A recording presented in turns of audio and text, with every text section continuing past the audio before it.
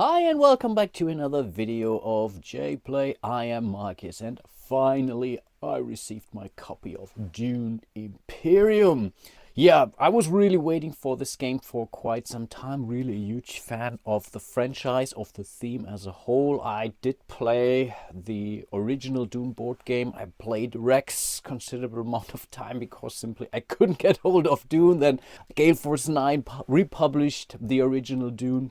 And then this got announced and I was really hooked immediately when I first saw this. Obviously, I will try to check out the solo mode today. I don't really have a lot of experience with that game, so I will definitely go down. Still, I have decided not to play this on the most, let's say, easy difficulty level, the novice level. We are going with a more standard approach. And yeah, I think let's see how things go, shall we? And yeah, that's pretty much the setup for the 3-player game, let's put it like this, because in solo you're playing against two, let's call them bots, two other houses in this case, and I think you always play at least with 3 players. So even a 2-player game, you put in some parts of that bot simply to more or less simulate a 3-player game, and I'm pretty sure that that's a good idea because there are some area majority kind of mechanics in the game. Yeah, there is deck building, there is worker placement kind of thing, so the more the merrier typically, and I think they have done a solid job, I would say, to introduce those House Gal cards which are representing the AI. They are being used by both of my rivals here, so we have Glosso the Beast Raban and we have Earl Memnon Thorwald here, who will play against me, being Paul Atreides. And sorry if I'm butchering some of those names, but here I'm relatively confident that's the correct way to pronounce him. Obviously, that's not Kyle MacLachlan. I think it's more towards the new upcoming film, and I'm also excited for that one too. I watched a couple of those trailers and teasers, and yeah, I'm intrigued there too. Still, I love the old movie. But yeah, again, I'm Paul Atreides, and as part of setup, here's a little disclaimer, because the multiplayer rules are really clear for me. Where things are getting a little bit trickier is the extra, I don't know, page that they introduced for the solo or 2-player mode. Because, yeah, you can assume some stuff, but maybe you're assuming the wrong way. And I started a discussion in respect to those starting garrison cubes here. And there are right now 2 factions, I would say. One faction said, yeah, of course, you start with them like in the multiplayer game, but there are others who say, no, we never played it this way.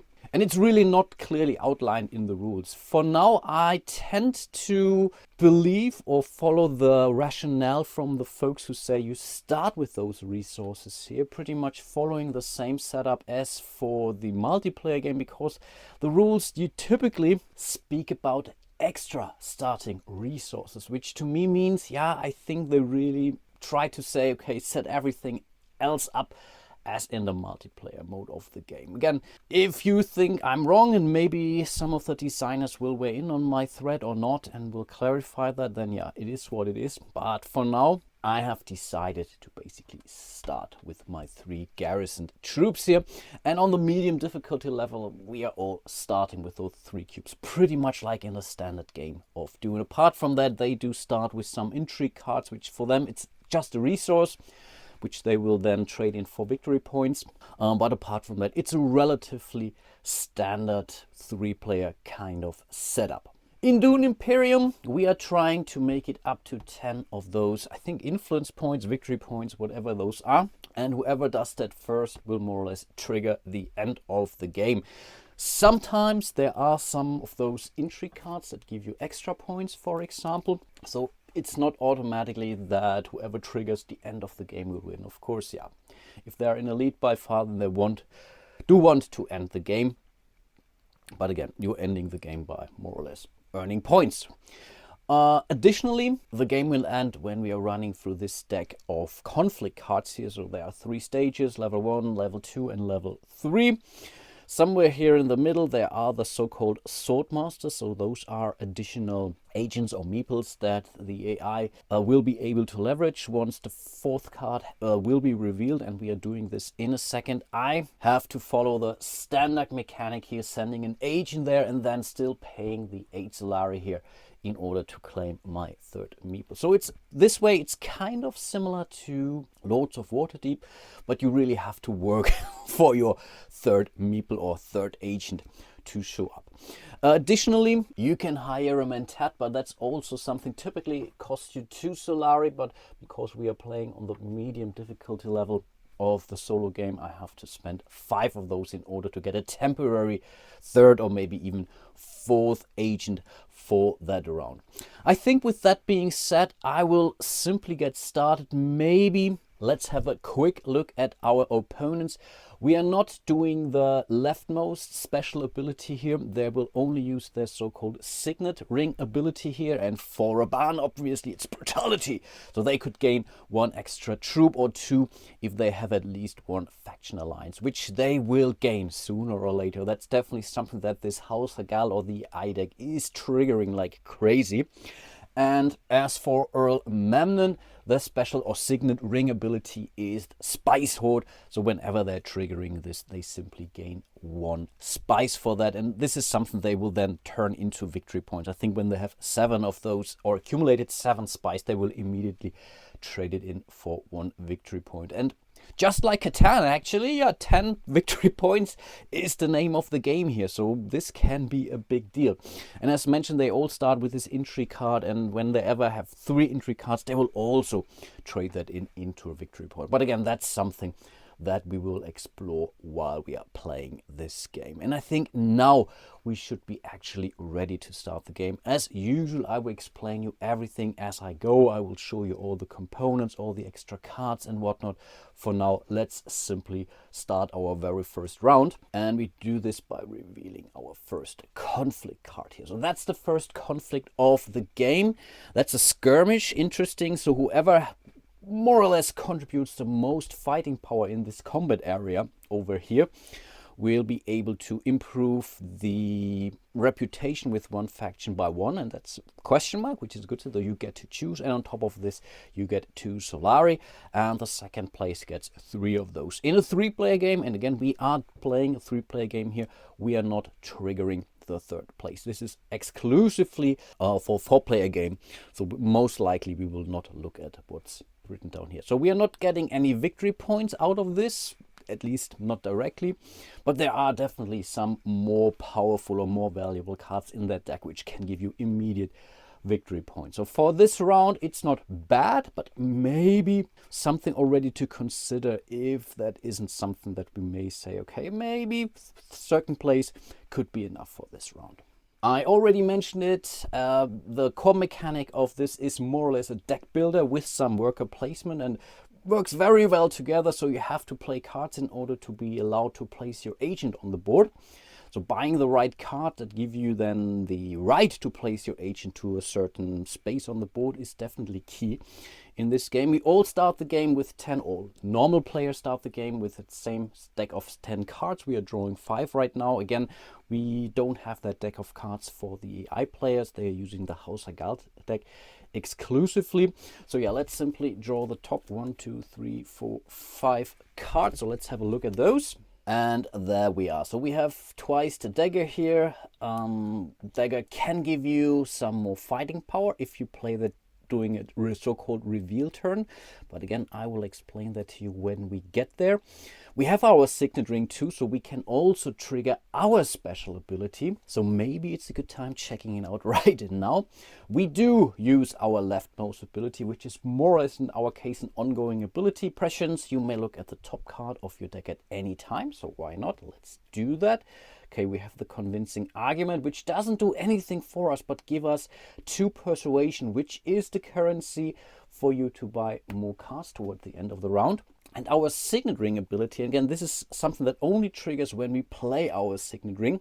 We could get an additional card. So we could make sure, and I think we might want to do that, to get more buying power for the end of this round. So I think that worked out quite okay.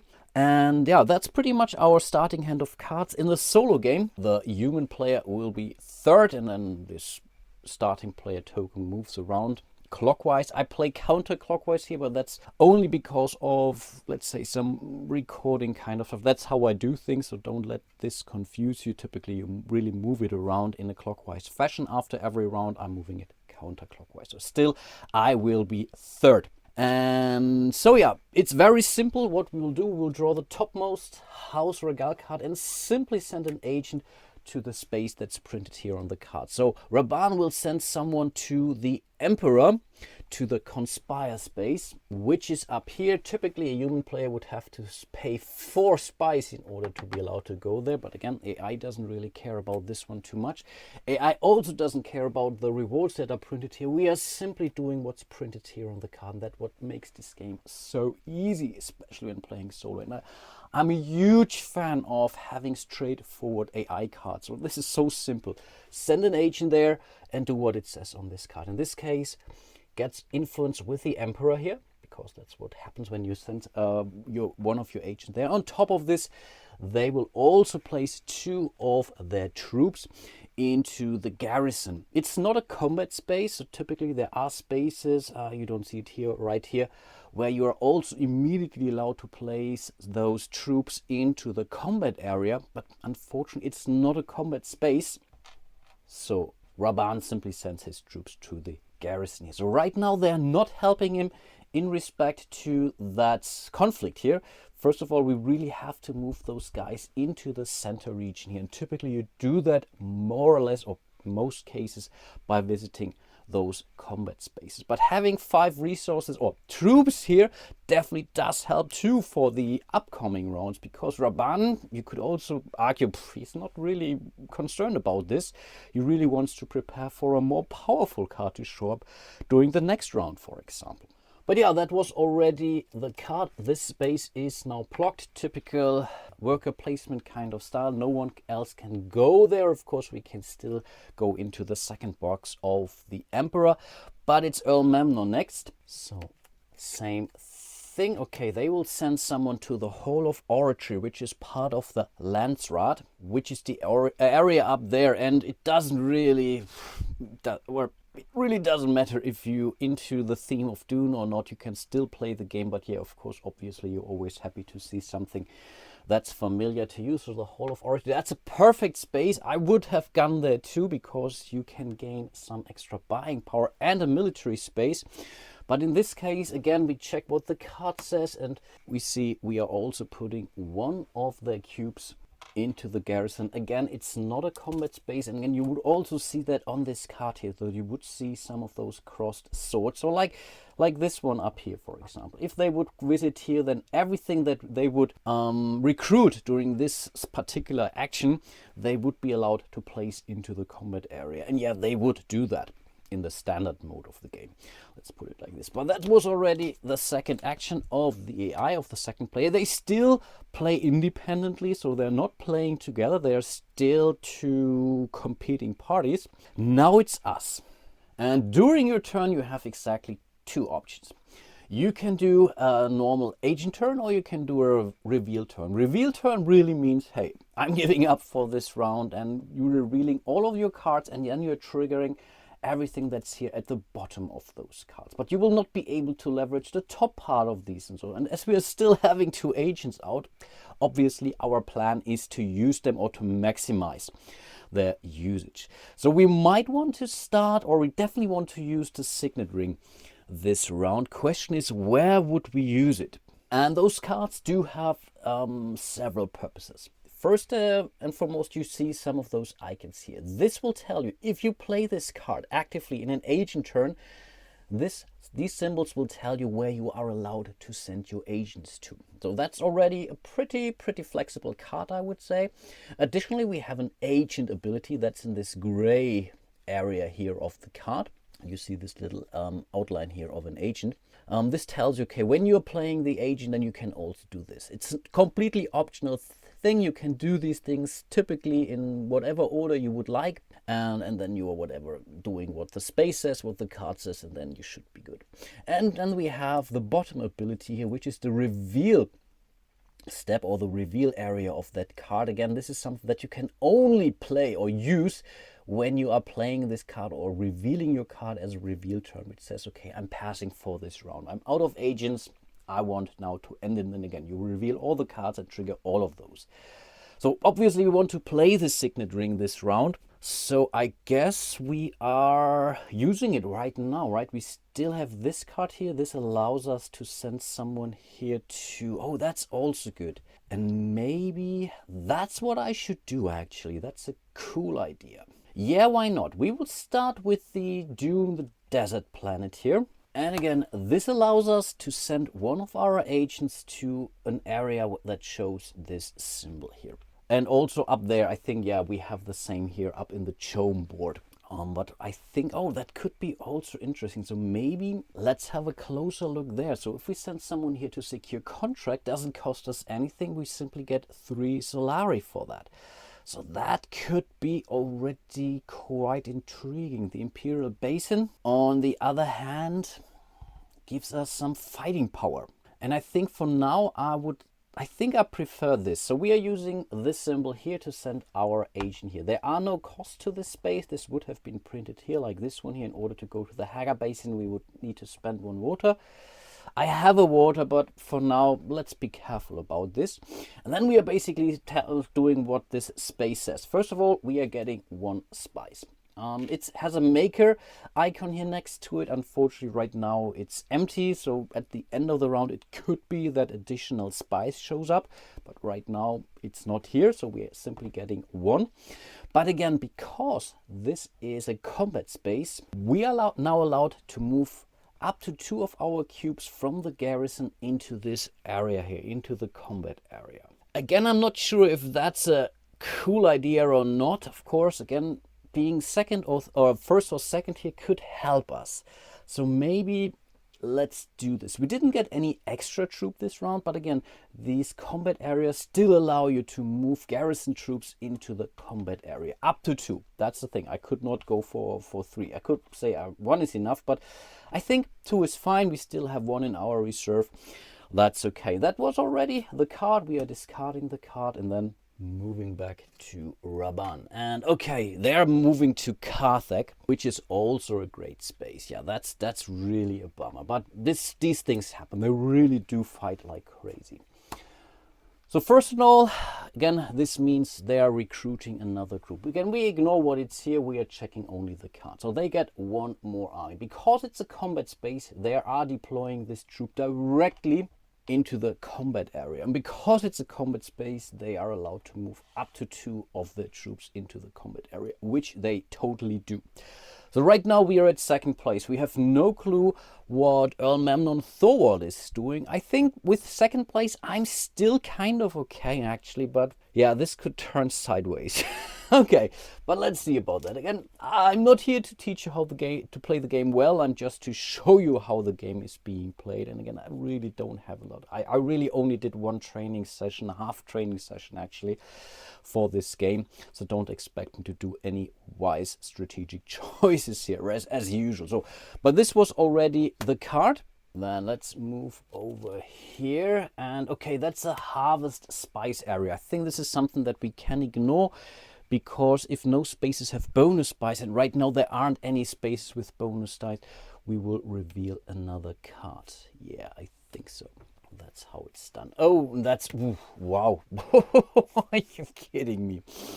Okay, they are going to rally some troops, which now means they're sending their agent to the Landsrat here. They're taking 4 of their cube. You must be kidding me. And will place that into their garrison. So sooner or later they really have a strong fighting force up there. It's not a combat space, so they are not allowed to move any actual troops into the combat area. But this also tells us that we will definitely be second, because you're only considered to have some strength here when you have at least 1 group in that combat area. And that was their second action. They only have 2 agents, which means they will not be able to send any more agent into the combat area. So I can stop worrying about this one and be like, okay, with a 2nd place giving me some more resources for the next round. I think that's okay. And then it's us. And we will definitely play our Signet Ring here. We will trigger this one here immediately, so basically allowing us to draw an extra card. We know what it is the convincing argument, which it doesn't do anything for us, but at least it allows us to get some more recruit points, or basically any recruit points at all actually. And then we can still send an agent to one of those areas here. But let's not forget our prescience ability. Okay, that's the reconnaissance, which would also give us one extra buying power. So, but where do we send our second agent?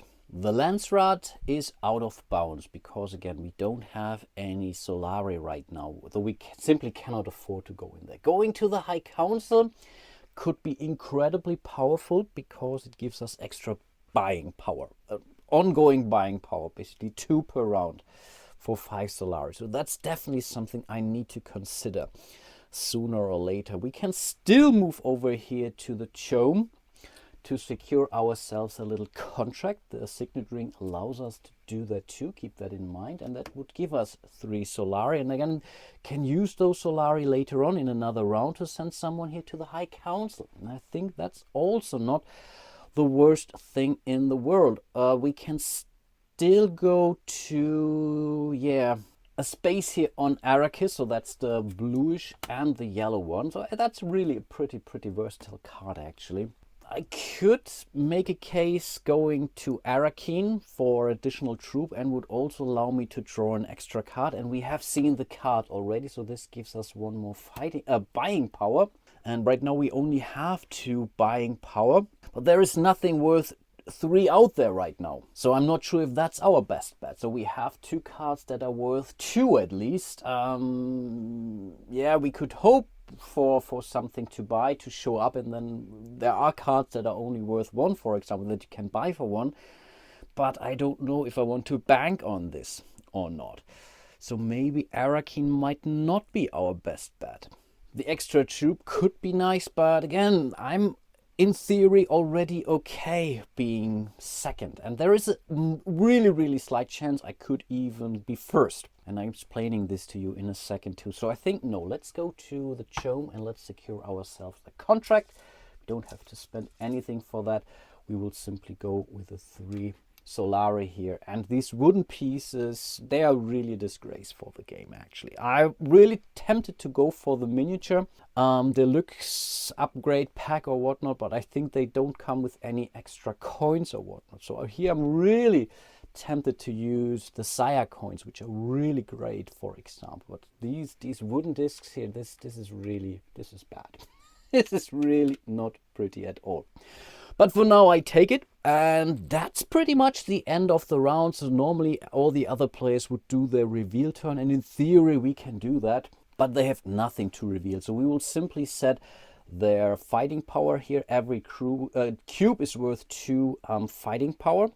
So Raban is having 6, I will have 4, but again I'm doing this as part of my reveal step. Of course I can already place that here because we know we are not going to place any more troops into the combat area, but now we are taking our reveal step, which again simply means we are taking all of those cards, we are playing them in a separate area of your player area or player board, near your player board, and will trigger the icons that are here on the bottom. This doesn't do us anything, unfortunately. It's still getting this card, but doesn't really help us. But we are basically getting 2 fighting power, and we have 2 swords from the dagger, which increases my fighting power by 2. And I was wrong, I could not win it, I could tie it, which I think is still okay. Tie would be great actually, but most likely they're also now going to draw an extra card and getting some more fighting power here. There are cards that have a 0, but typically not very common. But again, what is important is we have the convincing argument here, which gives us 2 persuasion, which means we can buy a card that's worth 2 or less. So we have the Arrakis liaison here, which is something that's always around. So those 3 card piles are always there. Some of those give you immediate victory points, like the Spice Must Flow, and there's also a nice intrigue card in this deck, which awards with even more victory points at the end of the game. So we have the Spice Hunter out there, which is a Fremen card, and this says, yeah, if you have a Fremen bond, which means you have played another Fremen card this round, then this triggers. It's similar to Legendary, where you have look these little icons here, but in this case, the order of things doesn't really matter. It doesn't matter if this is the first card or the other card. You simply check, do you have a Fremen card or not? So that's not a bad card, but also means we have to have more Fremen. But those two would go together pretty nicely. Here we can send someone to the Fremen, here not so much. So maybe we should go for the Spice Hunter. Think that's not a bad card. Yeah, let's do that. So we will go with the Spice Hunters. Again, typical deck builder, it goes on top of our discard pile. We are immediately revealing a new card, and that's the Space Travel, and it obviously belongs to the Spacing Guild. When we play it, we can send an agent to the Spacing Guild, so increasing our influence there. We, as an agent turn, we can draw another card, and as a reveal turn, it still gives us 2 more bucks. Or fighting power, not bucks, Solaria bucks. This is really persuasion to get more cards into your deck. So that's not a bad card for 3, I think. And again, you want to make sure you're getting the most out of your cards. So I think just going for 1 space might not be enough. So you definitely need some variety in respect to those icons, so that you are able to really go wherever you want to go. Not saying you really need to go everywhere, but I think you definitely need some options there. But that was pretty much our reveal turn. Now we are moving into combat. So we already know we have in theory a tie. Now in player order they are drawing extra AI card and simply will add their fighting power to that. And yes, by one they made it. So they are moving up here to 7. They simply get this extra sword. In theory I could now respond with intrigue cards. I don't have any intrigue cards, and some of those intrigue cards also come with additional swords, or some allow you to retreat, which could be very powerful actually when you really see, oh, I don't have a chance, I don't want to waste any of my troops, I can send them back to the garrison. But in this case, yeah, they have simply won that conflict, which means they are getting 2 Solari, and again they are also trading those in for 7. Yeah, as soon as they have 7 here, they will trade them in for a victory point. Right now that's not gonna happen, and they're also increasing their reputation or their influence with one of the factions, and they will typically get their lowest thing up. Right now Raban has pretty much the lowest on all of those, so I get to choose in this case, and I have no clue. So in this case, let's simply go for the Bene Gesserit. Yeah, why not? I'm still second, so that does count for something, though I will also be awarded with some coin here. I take that for sure. 3 more Solari, which we can later use to whatever, go to cool spaces out there. But that's already the end of this card. We have triggered this again. There is no 3rd place. This card gets discarded. All those cubes go back to their supply. So unfortunately, they really have, yeah, served their time. It's similar to the other Dune board game, where you, whatever you are waging into the combat is gone for good.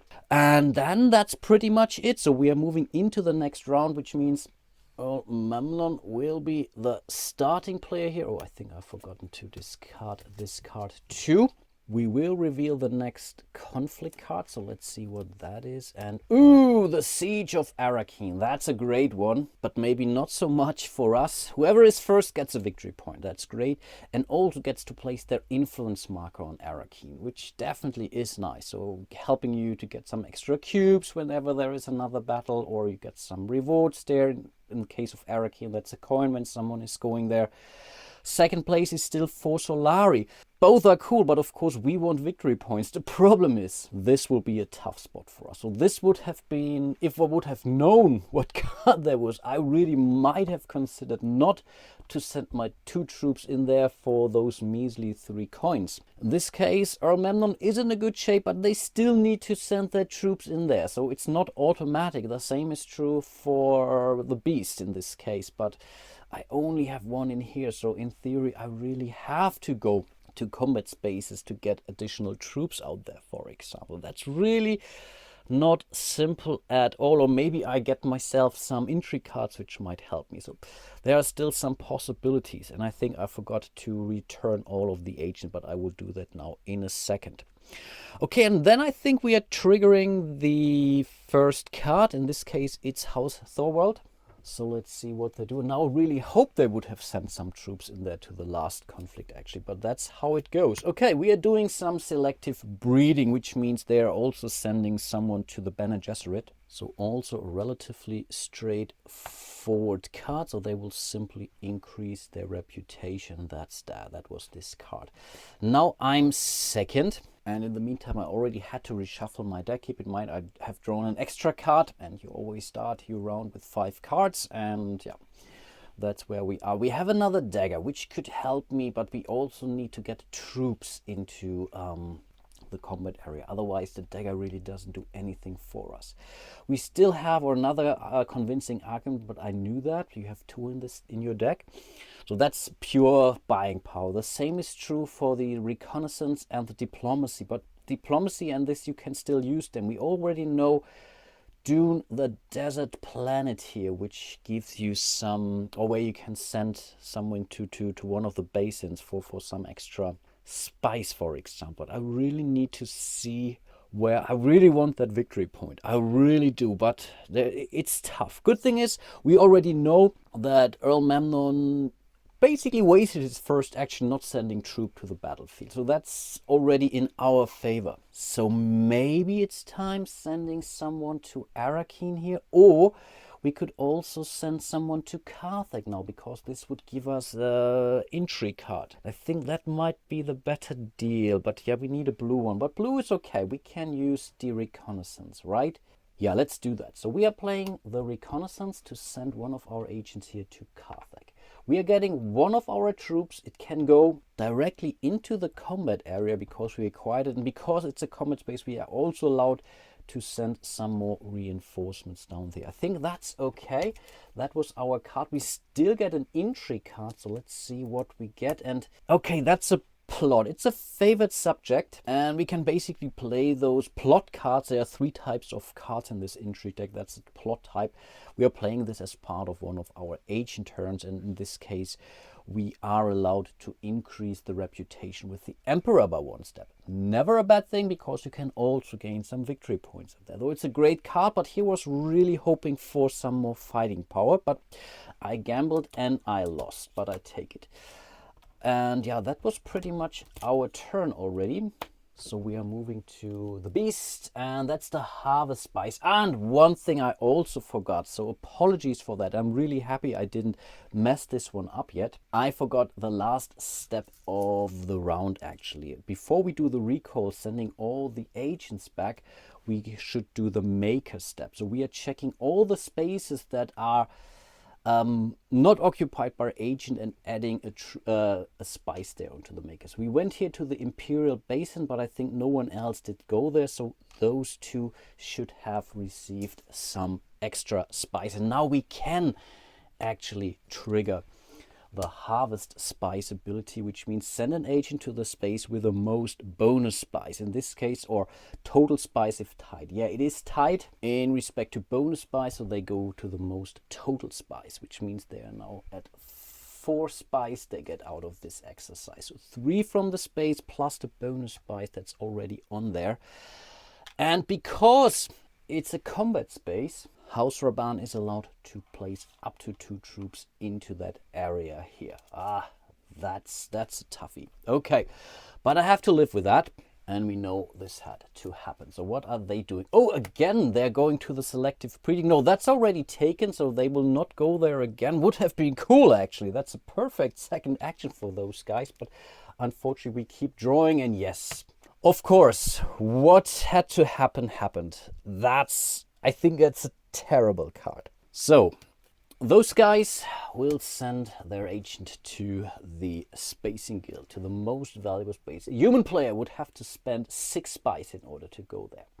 But you would also gain some water, and you would be allowed to place up to 5 troops. Here it's not so bad, but it's still bad enough. So they will take 3 of their troops and place it into their garrison. Let me do that for now. Of course, they will also increase their reputation with the Spacing Guild here accordingly. And whenever you go to the second step, you immediately get an extra victory point for that. And if you make it up to here, you can gain even more from that. But it's a combat space. So not only are they placing the 2 troops in here, 3 troops they gathered, they are also allowed to place 2 more troops from their garrison into the combat area. Yes, it's good. They are losing a lot of troops this round, but see for yourself, I think there's nothing to win in this case. In this case, I think we are still triggering the search base if this will be the end result here. So then in this case, we are basically both tied for second. So we are both moving to the 3rd place in this case. But yeah, I mean, it was nearly unavoidable, actually. So yeah, was the worst card to show up, because now they have 5 troops instead of only 2 maybe, which I think would have been solvable. So I think now I definitely have to change my plans, but actually I'm not sure if I ever had a plan. So what are we going to do? We still have the dagger here. Of course, we could hold on to the dagger and again hope for the 2nd place here. But the same is true for the Beast Raban, who still has to take an action, really banking everything I have on this one measly dagger here. I don't know if that's something I should go for. Of course, I could still go to the Dune, the desert plain. It gives me at least some extra spice, which might be valuable. So maybe that's not the worst thing in the world. But I was also, maybe we should go to the High Council here with this dagger. Let's prepare for the next round to come. So this means we are using the dagger now to send our agent here to the High Council. Therefore, we have to spend 5 Solari. Basically, they want to get bribed. But this also means we are allowed to send our extra cube into the High Council of the Landsrat here. So basically, until the end of the game, we have 2 extra buying power each round. So I think getting this relatively early in the game is maybe not the worst thing in the world. So this dagger was played 2 during this round. And then I guess, yeah, nothing else to do here but to play the last card for Raban. And yeah, of course, Karthak. Oh no, that has been taken by me. So we are basically discarding it and keep drawing. Oh, another harvest spice. Yes, they can absolutely do that. So yeah, there goes our chance being second whatsoever. I'm really going down here. So they will go to the next highest space here, which is this. So they will get, oh wow, they had, wow, so much spice. I think, yeah, they already made it up to 7 spice in total. They get 2 from the space plus the bonus spice in here. This brings them to 7 spice in total, and they will immediately cash this in for their first victory point. We are not done yet because it's a combat space. So they are definitely sending 1 more troops into the combat area. So now I really would have hoped to have a card that allowed me to retreat and basically prepare for the next round. But there is still so much fighting power here for Earl Memnon Thorwald. It's really insane. It really is. Okay, but that was pretty much the round. Again, we can now do the combat preparations. We know they have 6 points in total. These are 10 points for House Memnon. We have measly 4. So this will be the combat step. We are now revealing our cards. So that's 4 persuasion plus the 2 persuasion we get from the High Council. So we have 6 buying power, which isn't bad. So we could go for a great card, Reverend Mother Moviam, Emperor Bene Gesserit. If you have another Bene Gesserit card in play, each opponent discards 2 cards. Doesn't really help me here in solo play. Smuggler's Thopter is also not bad. But we need some more influence to really use it effectively. And we need, Spacing Guild influence. So maybe also this Gunthopter, I think this is pretty amazing. Each opponent loses 1 garrisoned troop. And if we're not using it for this, we can still get 3 fighting power. You may deploy a troop from your garrison to the conflict. This is really a very cool card. Here we can treasure card the Siege Reverend Mother. We need Fremenbond. Goes well together with the other Fremenbond card we have. So we could gain some extra spice and some more buying power. But I think we want to have some more fighting power sooner or later. So maybe the Gunthopter is not bad. And because we still have 2 more points left, we could still buy something else. Yeah, let's go for the Gunthopter. We still have 2 more points.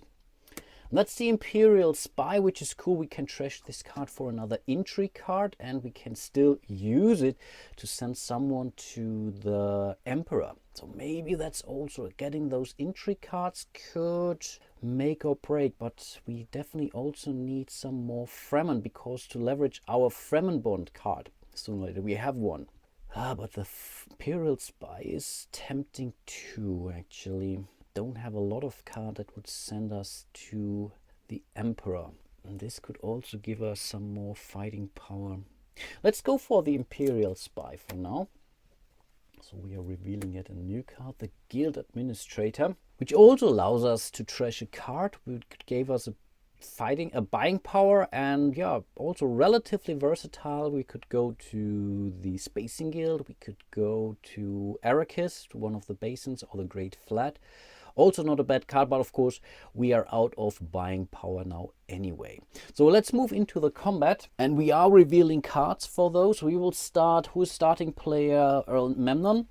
So 5 more, are you kidding me? So they're at 15. Yeah, then we are doing the same for the Beast, but doesn't really matter too much. They're going up to 10. Now again, I could decide if I want to play any of my intrigue cards. Of course, I don't have any one of those, which means this is now the end result you are looking at. So it's 15 versus 10 versus 4. So for sure, we know that the House Memnon will score the victory point and will be allowed to place their control marker onto Arrakeen here. So whoever is going there will give this player 1 extra Solari. And when Arrakeen shows up again, so when there is another siege of Arrakeen, they will automatically gain 1 cube into, I think, even into the combat area, as far as I remember. So wow, definitely a good starting position for those guys. Then everything goes back to 0. Here they're all dead and gone. They will return to their respective supplies. And now we are not forgetting the Maker step, but in this case it's rather simple. Only the Imperial Basin gets 1 extra Maker. Now we are doing the recall, so all of those dudes go back to their players, and then in theory we would move into the next round. I will become the starting player, but I guess I will end my playthrough for today. I really must say I'm completely flashed by this game. It's really streamlined. The AI is very easy to follow. I'm pretty sure it's relatively tough to beat. Again, I'm only playing on the medium difficulty level. There are 2 more levels that you can try to challenge. Replayability, I think, is really, really high with the, let's say, how the cards come out in respect to what the intrigue cards you get and what choices the AI does and what you do with other players. So I'm really liking it a lot. Of course, I will keep going, so I will continue my solo playthrough here. Let me know what I should do. I definitely need all the help I can get, obviously.